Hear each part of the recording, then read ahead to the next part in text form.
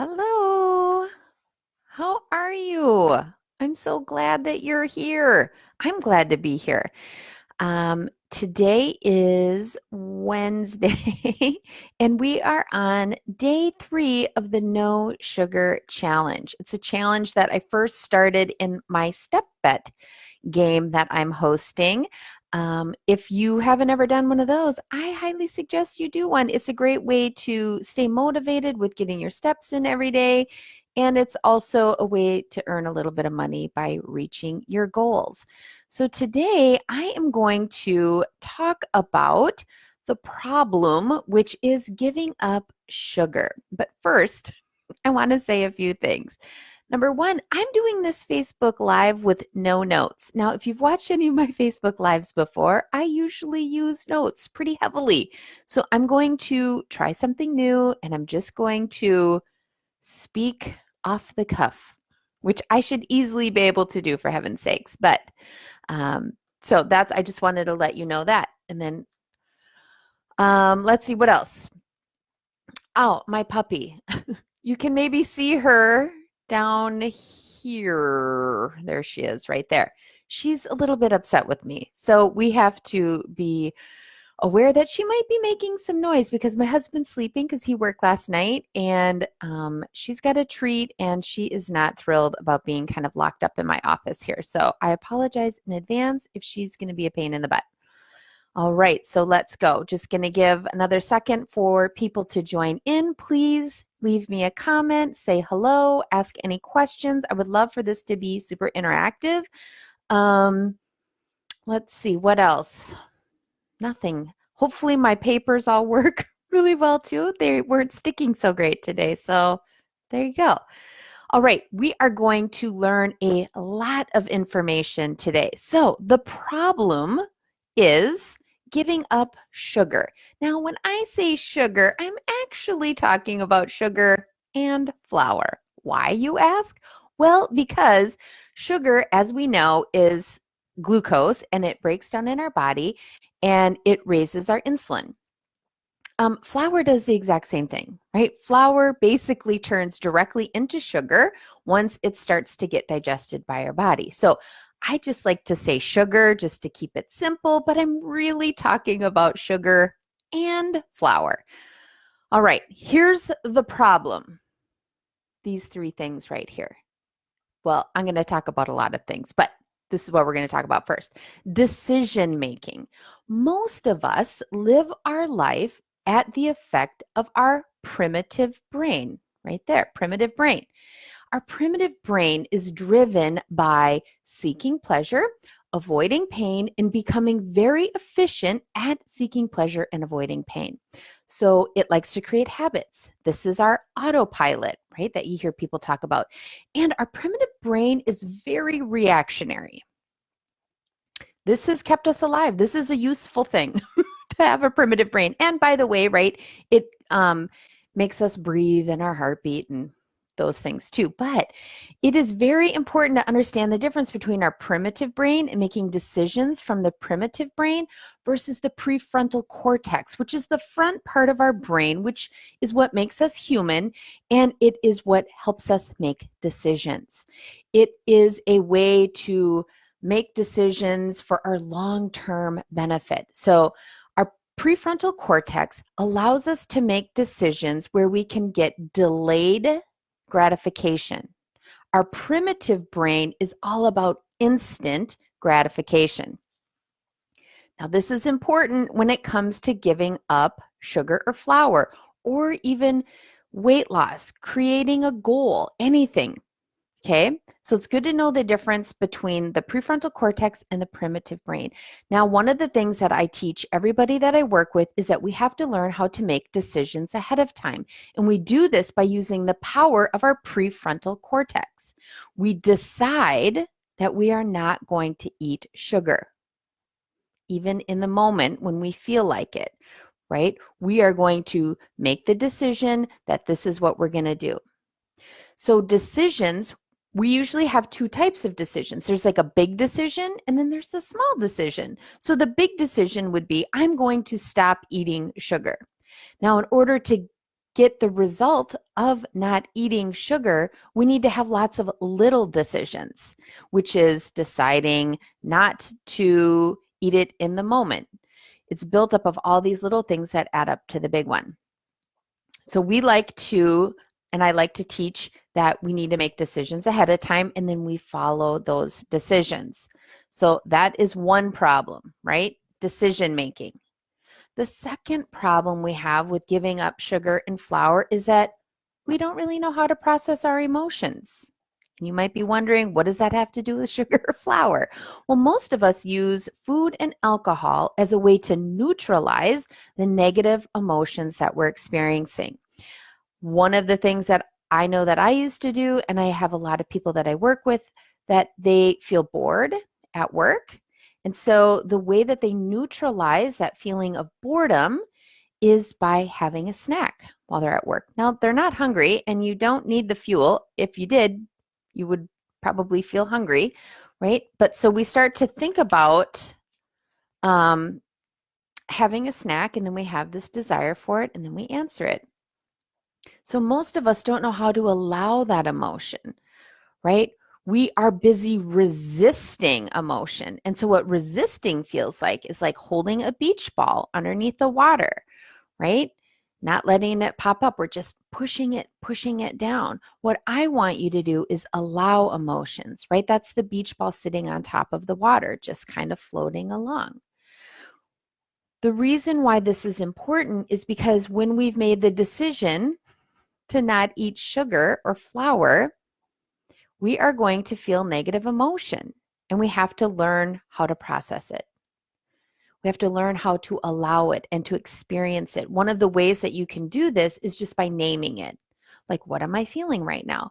Oh, I'm feeling disappointed because I'm not eating any sugar or candy or cookies or crackers or anything like that. So recognize that you can allow an emotion or resist an emotion. I hope that makes sense. All right, the next problem that we have when we want to give up sugar and flour is all of the drama. What is this, you might ask? Well, we've got a lot of drama in our head, aka we've got a lot of thoughts in our head. We have about 60,000 thoughts per day, and most of them are just drama, right? They are not the circumstances of our life. They are not the facts. So one of the things that many of us do is we have a lot of negative self-talk. And so we constantly have this negative self-talk going through our head. The other thing we have is a lot of judgment, right? We judge ourselves. Say you've decided you're not going to eat sugar, and then all of a sudden you notice you're eating sugar. Cue negative self-talk and judgment, like, I shouldn't have done that. Why would I do that? How stupid. I don't want to do this, right? And like being super judgmental about it and being like, see, you can't do anything, right? Those things are not helpful and they serve no purpose. We need to stop it. Listen, if you could hate yourself thin, I'd be a size 0. I mean, that wouldn't be healthy for my height, but I suffered immensely with negative self-talk and judgment. And the only thing it got me was heavier. So I want to help everybody see that we cannot hate ourselves to our goal weight. You just can't do it. Because if you could, I'd be there. And so would everybody. There wouldn't be an obesity problem in our country, right? If people let that part go. All right, so to recap the problem, decision making, we make all of our decisions from our prefrontal cortex for the most part, right? We're very reactionary. We want instant gratification. And so that's how we normally live. I want you to shift from being somebody that makes decisions in the moment to somebody who makes decisions ahead of time. The second thing we have to learn how to do is process our emotions. We need to learn how to sit with that negative feeling and not try to neutralize it with food, alcohol, gambling, shopping, Netflixing, gaming, gambling. Did I say that already?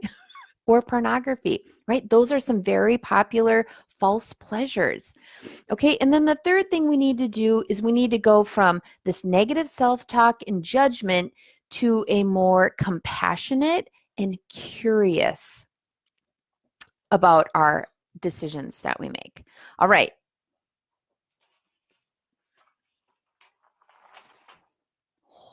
There we go. I'm glad it didn't fall down. Okay, so the obstacles. We've got some obstacles in the way, you guys. Sorry, that was super loud. All right, can you see that? Oh, I don't want you to see what's behind there. It's my messy, it's my messy shelf. Okay, so here are the obstacles. We have two of them, two big ones. Our hormones and our neurotransmitters. For all my medical people that are watching, right? We know about hormones, we know about neurotransmitters. And you can see my drawing, like I kind of ran out of room. Neurotransmitters is a little bit bigger word than I was anticipating. So sorry about that. It looks kind of weird. Okay, so here's what I want you to know about your hormones and why it is difficult to give up sugar and flour because of our hormones. So we know about the hormone insulin. It is a fat storage hormone. It likes to store the fat, and then it likes to hold on and keep the fat. And when we eat sugar and flour all the time, that increases our insulin. When our insulin is elevated all of the time, we are constantly in a fat storage mode, not in a fat burning mode, which is where we want to be. And when we have chronically elevated insulin, and I talked about this on my last Facebook Live about stress and how constant stress increases our insulin as well, we become insulin resistant, which then can lead to type 2 diabetes, which we don't want. So what we want to become is very insulin sensitive, but most of us are insulin resistant. And when we are insulin resistant, that means our glucose is elevated, our insulin is elevated all of the time. It interferes with ghrelin and leptin. Now, ghrelin is the hormone that is secreted by the lining of our stomach, and it lets us know when we are hungry. Leptin is the hormone that is secreted by our fat cells, and it lets us know when we're full. But when insulin is elevated all of the time, you guys, it completely disrupts these two. Okay, it makes us think that we're hungry all the time, and it doesn't allow leptin to reach our hypothalamus to tell us to stop eating. Now, this is a problem because when we don't hear the signal of leptin telling us to stop eating, what do? How do we know when we should stop eating? Oh, our plate is empty. The food is gone. We actually feel like physically full.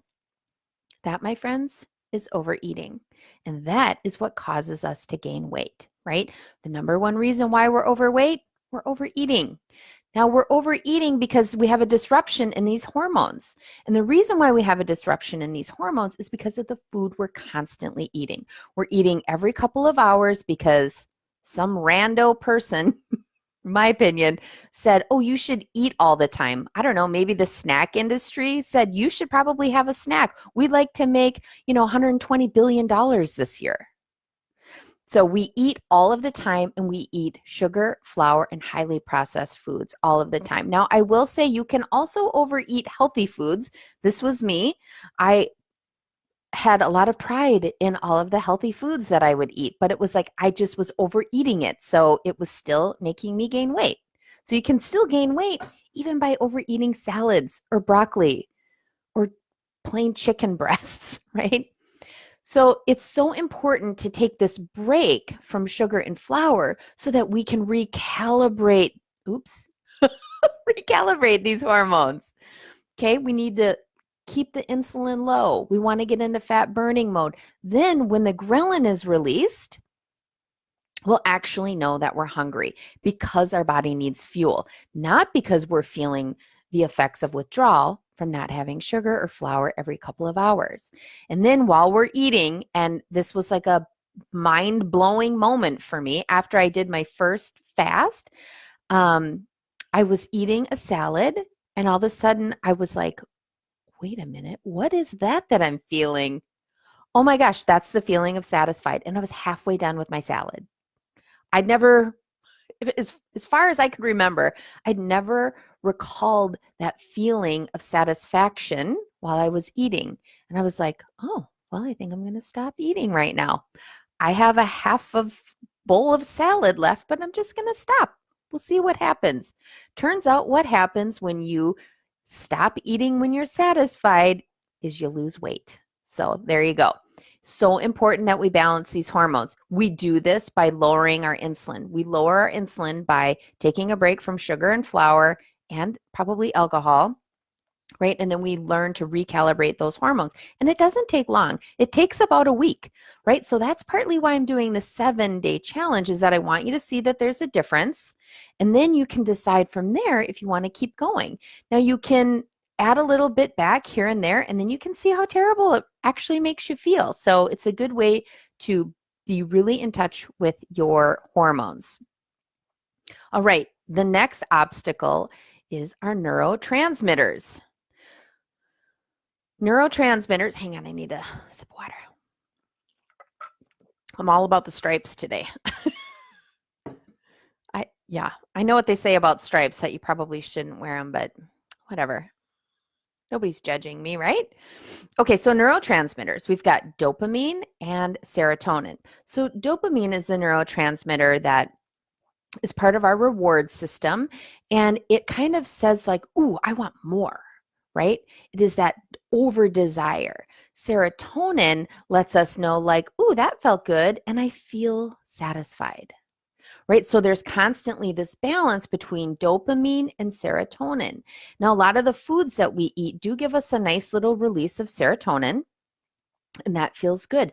But when our hormones are out of balance and we have become accustomed to only listening to dopamine, which is I want more, right? Then we don't even hear serotonin anymore, which is such a bummer, because that is really, it does feel good to have just the right amount of food or exercise or anything. So dopamine kind of, as we all know or have probably heard if you're in the medical field too, is that there's a lot of beliefs and thoughts out there that dopamine is part of the addiction problem that we see. So once you have something that is like a false pleasure or sugar and flour that increases the drive or the desire, that's dopamine. And then we have it, and then we get the pleasure on it from it on the other side. And what happens is, as we continually experience those things, we need more and more to get that original pleasure, because the brain, the primitive brain, is always seeking pleasure. It's always trying to avoid pain, and it's trying to be very efficient at that. So, I mean, that's why like there's commercials, and you probably have experienced this, that like one Girl Scout cookie is not enough. Like you have to eat the whole row, because your brain is going after that first pleasure, that first experience that you had when you had the Thin Mint cookie, right? And how delicious and amazing it was, because it was unexpected. You hadn't had one before.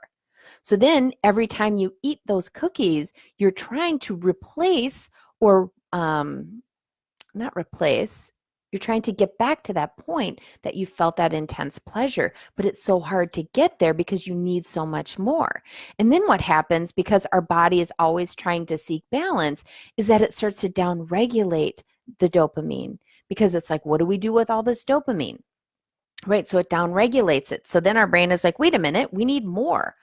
If one cookie, 2 cookies, 3 cookies isn't good, we must have 6, 7, 8, 9 cookies. Okay, so the neurotransmitter dopamine really plays an integral part of this like negative loop that we have about eating sugar and flour. We need more of it to feel better so that we can neutralize that negative emotion. And during all of that time, right, our insulin is going up, we're blocking our leptin. It's all so intertwined. That's why it's so important we take this break from sugar and flour to recalibrate all of that. So I hope that makes sense. Okay. Now the final thing, oops. Oh boy. Is to do nothing. Just kidding. I can hear my husband's alarm going off. There we go. Here's my solution. It's called the Urge Jar. Now I learned this from my coach, Brooke Castillo. And I have been in her coaching program for nearly 3 years, and it's been amazing. And because of the tools that she teaches, I've been able to completely and utterly change my life. Not only have I lost weight, everything in my life is completely different. And so that is partly what has motivated me to become a life coach and work with people in the EMS industry because, well, we need help. A lot of us need to lose weight. And I feel like I can speak in a way that can relate it to our industry because honestly, it's pretty different, right? We have a lot of stress in our job. We have a lot of things that are out of our control. Oh boy, the dog might go completely bonkers here in 1 second. Okay, so if you're interested in Brooke's podcast, which is the Life Coach School, check out episode number 263, where she teaches about the urge jar. Now, I'm going to kind of teach it kind of in the same way, but I would love for you to listen to it so that you can hear how she explains it, which is, of course, slightly different than how I explain it because we're completely different people, and she's been doing this a lot longer than I have. Okay, the dog is now out of the office. I have a small office. So here is the jar that I got from the Life Coach School. Now we're on day 3, and I only have 2 beads in there. Now, part of the reason why I only have 2 beads in there, here's the bag that it came with. The reason why I only have 2 beads in there is because I'm actually having a flare-up of diverticulitis, and so I'm not very hungry, and I don't really feel like eating. Perfect timing? Maybe. So I don't have a lot of beads in there right now, but I know that I have filled this thing up multiple times. So here is the one that I give my clients, kind of different colored beads, different little jar, and then this.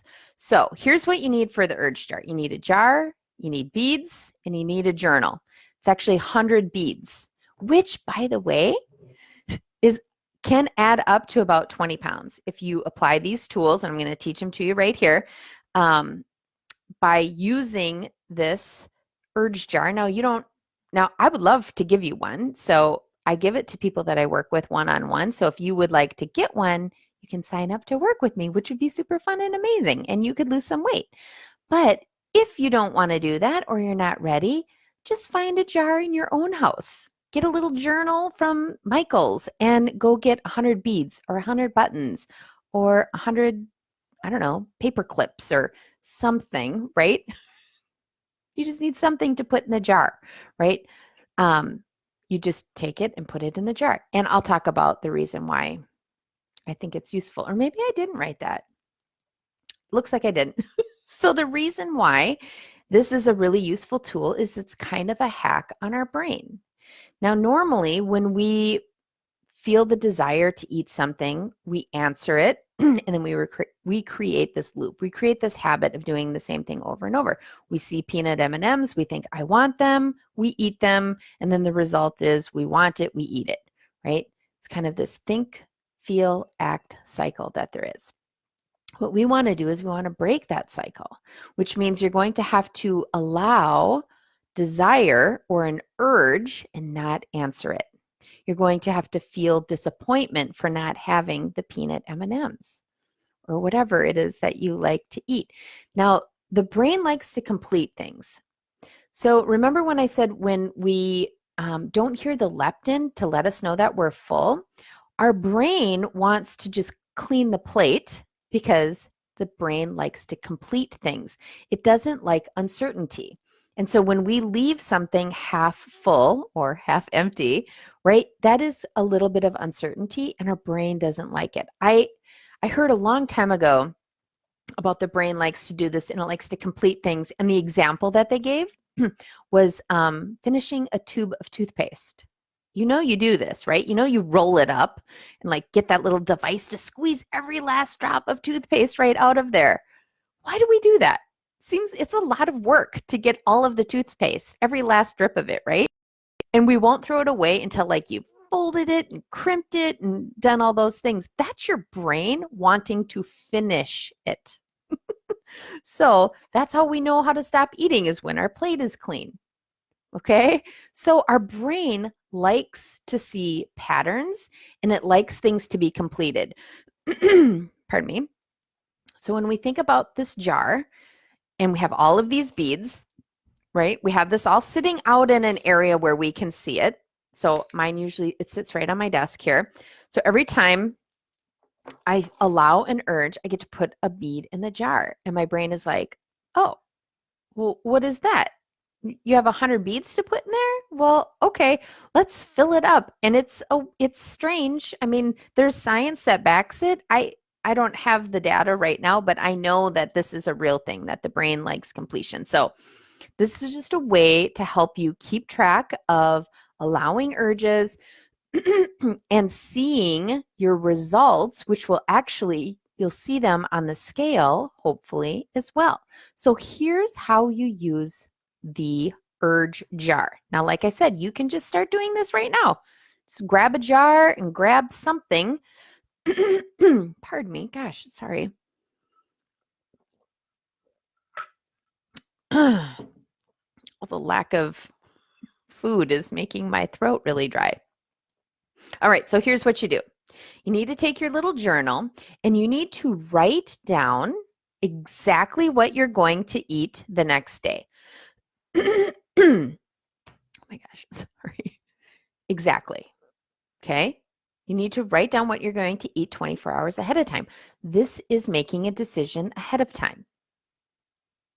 Okay. The second thing that you're going to do the next morning, so you're going to write the stuff out at night, what you're going to eat exactly, salad with chicken, and then for dinner, actually, I should back up. If you eat breakfast, you should write down what you're going to have for breakfast, what you're going to have for lunch, and what you're going to have for supper. BLS. Clever, I know. Breakfast, lunch, and supper. So you write down exactly what you're going to have. Keep it very simple. Like I've done a Facebook Live on food journaling. I'm telling you, you've got to keep it simple. It literally takes a minute. So don't overcomplicate this. Don't let your brain tell you it's not important, because it is. Okay, so then the next day, you have to weigh yourself first thing in the morning. Now, when I have my clients weigh themselves, we drop that first number and then we just write the second two. So, for example, right, if you weigh 168 pounds, you would write 68. So you write the date, you already have down what you're going to eat, and then you write your weight somewhere on there.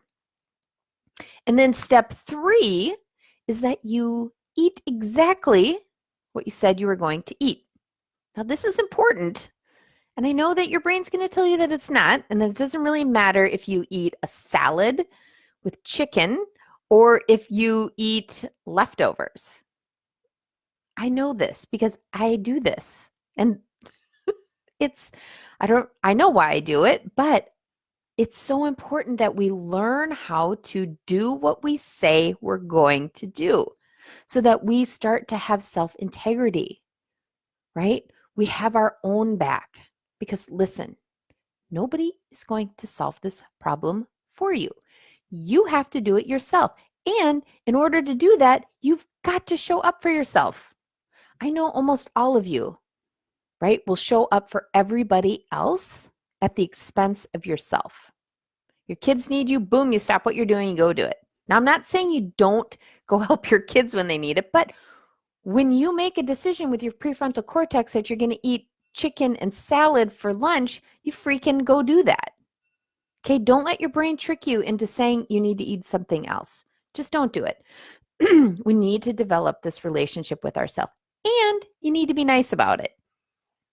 No negative self-talk, no judgment, right? Be compassionate and curious.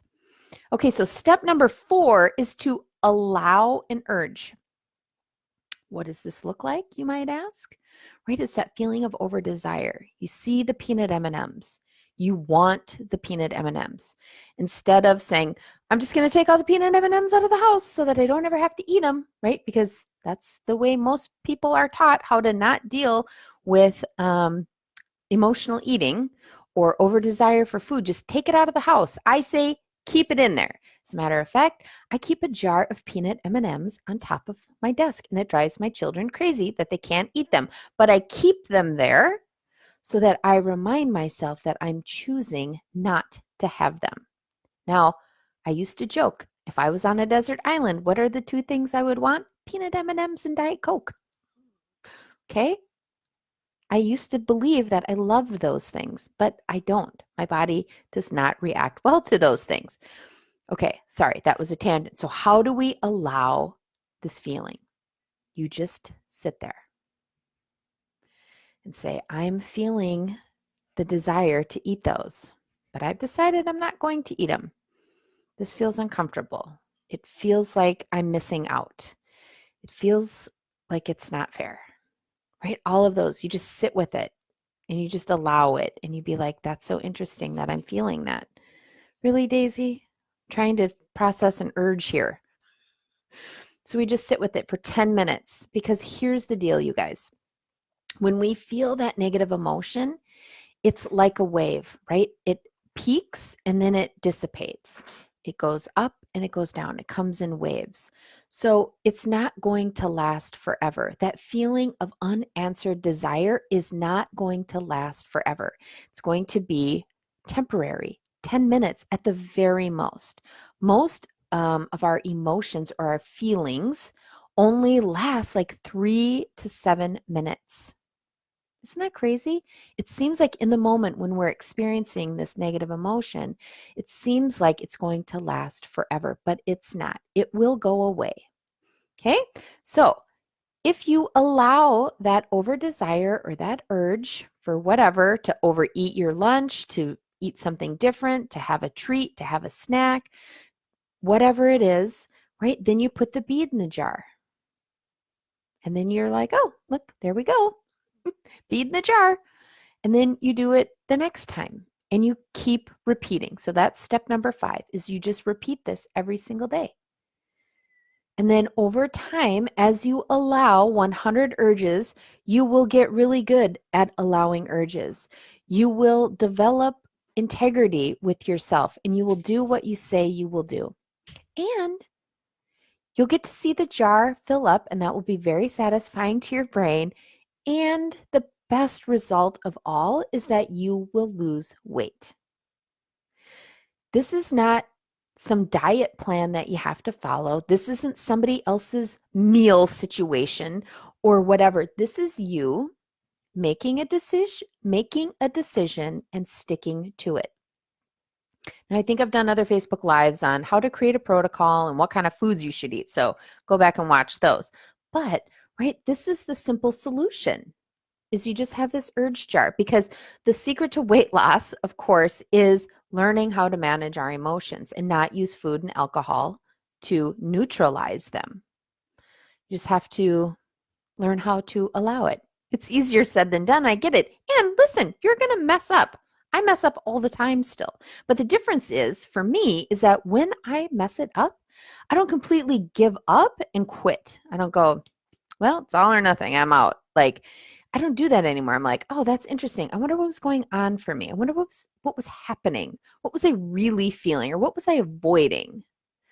Right? And I just keep moving forward. I learn from those failures. So if you do have an urge, you don't empty the jar of beads all out and start from scratch. You just keep adding on. You're like, oh, okay, next time, here's what I'm going to do. I'm going to maybe, rehearse how I'm going to handle it, or I'm going to quick go for a walk around the block. That's allowing it as well, right? It's kind of a distraction, but it's going to take practice. You're going to make mistakes, and that's okay. This is, again, you have to be compassionate with yourself. You have to be non-judgmental, to be curious. Like Brooke talks about in her podcast all the time, she likes to ask herself, what's the matter, love? Right? She talks to herself like that, instead of like, why can't you just do this, or whatever, however negative talk that we have to ourselves. So there you have it. The problem, the obstacles, and the solution, the fun little urge jar. Now, I mean, come on, isn't this adorable, right? I like the black and white and clear beads because it's kind of more my style than the clear blue ones.